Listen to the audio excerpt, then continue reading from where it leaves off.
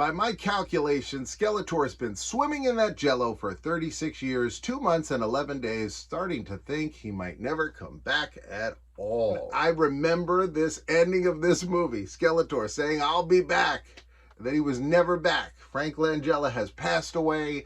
They are not making another He-Man movie with this cast. It's just not going to happen. They're not going to drag Courtney Cox and Dolph Lundgren together to do a new He-Man. It's just not. It might be like a Super Bowl commercial, but that's it. There's been a lot of these over the years, movies that have teased things. Sometimes they've delivered, sometimes they haven't. Remo Williams, The Adventure Begins. When I was a kid, I remember this movie coming out. They said he's going to be the new James Bond. Fred Ward as Remo Williams, and the adventure begins. It's the beginning of the adventure, and that was it. The adventure just begun, and that was it. We never went any further. Spider-Man 2.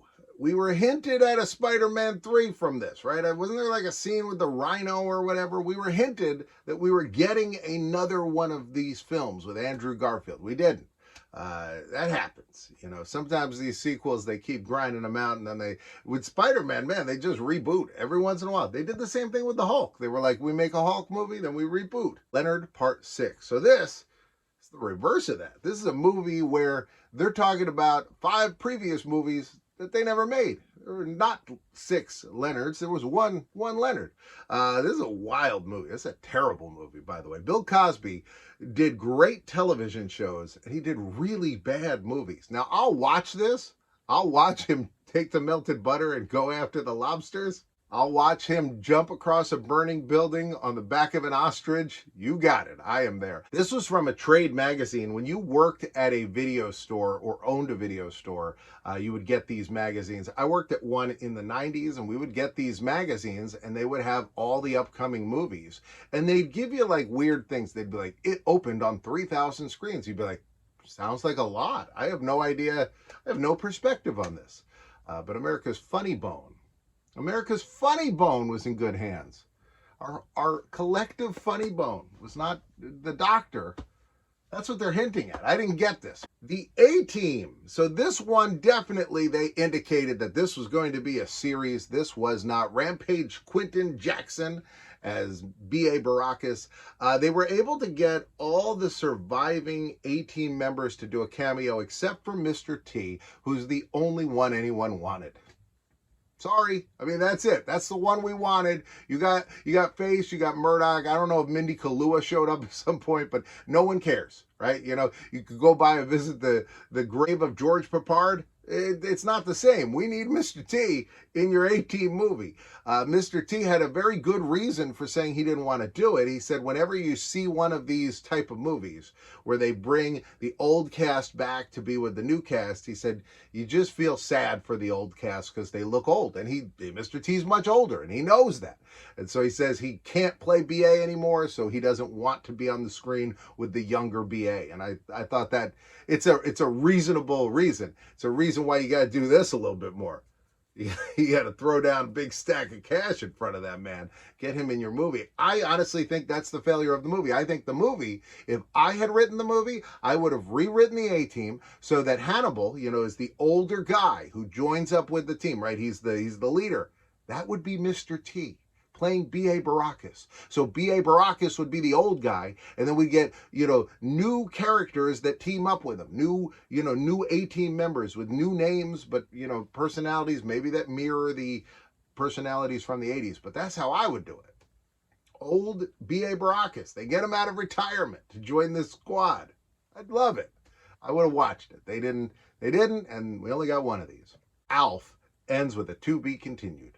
Alf is saying goodbye to the Tanners because Skip and Rhonda are coming back to pick him up. Now, Melmac has been destroyed, so he can't go back there, but he's going to a new planet up in the outer space area where he can be himself. He can finally walk into a store, he says, and say hi to people. He can go, hey, how about that Lakers game, to a stranger, and they won't freak out because he will be amongst his own people, so that's where he's headed. And meanwhile, the alien task force is listening in. They hear all the messages. So They have your big sad goodbyes, which are sad, by the way. They did it goodbyes once, another episode of Alf where Skip and Rhonda tried to come by and pick him up, and he stalled so he didn't leave because he wanted to stay with the family. And I mean, I love Alf. I'm emotionally attached to Alf. So this ending where Alf is on this field, he says goodbye to the Tanners, the spaceship's coming down, an alien task force comes in, they surround him, and he goes, hey, how about those Lakers? And they all just stare at him menacingly, and he goes, huh, just my luck. Not a sports fan among you. To be continued. And then the show's canceled, and we all wonder what the heck happened with Alf. Did Alf die? Did they kill Alf? I hope not. They did come back with a movie, Project Alf, which I believe was the #1 film in Germany when it came out. It was a giant hit. It's very good. My name is Earl. I loved this show. The first episode of this, I think, is just brilliant. I could watch it a million times. I think this show went very well, and then they started to progress the story too quick. Like they were like, oh, let's add a new element. And this is something they used to do in the 80s. You know, they'd be like, hey, here's Cousin Oliver, and you'd be like, what's going on? And they'd be like, we're trying to refresh the show. Well, today's culture, they got to refresh these shows way too early. And so by the time they started refreshing it, you know, he went to jail, he was in a coma. They did a lot of like weird stuff where I was like, why are you doing this? You had a premise. Why are you messing with this premise? The same thing happened with that show, The Good Place, where if you watch that show, like the first like 8 episodes are great, and you're like, I could watch this for 90 more episodes. And then they're like, well, you won't get a chance to, because we're completely changing the series over and over. And then they just kept resetting it to, you know, add new elements and change the rules of their own universe. My Name is Earl, I thought, did that. But when it was ended, I still was watching every episode. I still liked the core of the show enough that I wanted it to continue. The last episode, you find out. So in the show, Earl has a kid early on with Joy, right? He's in the credits, in the title sequence. They mentioned that Earl married Joy. She was pregnant. He was too drunk to notice. They had their first child, and she didn't know anything about the father other than that he drove a Ford, so they named him Dodge, right? So then Earl's going to have his own child, Earl Jr. And so then the baby's born, and the baby's not white. And so Earl is like, what's going on? And then it turns out Crabman is the father, right? But the last episode features a to be continued where she's like, well, actually, and they're like, wait, who's the father if it's not Crabman and it's not Earl? And then to be continued. And then we never continued. Now, the writer and director, Greg Garcia, has said he never even had the ending. He didn't figure it out. He just knew what they would do is they'd see who they could hire that was a famous black actor to play this part, and then they would write the part based on that actor. So let's say they hired Mr. T to play it. It would be a different part than if they hired Kevin Hart. So they had not hired the actor. Man, I wish they hired Mr. T.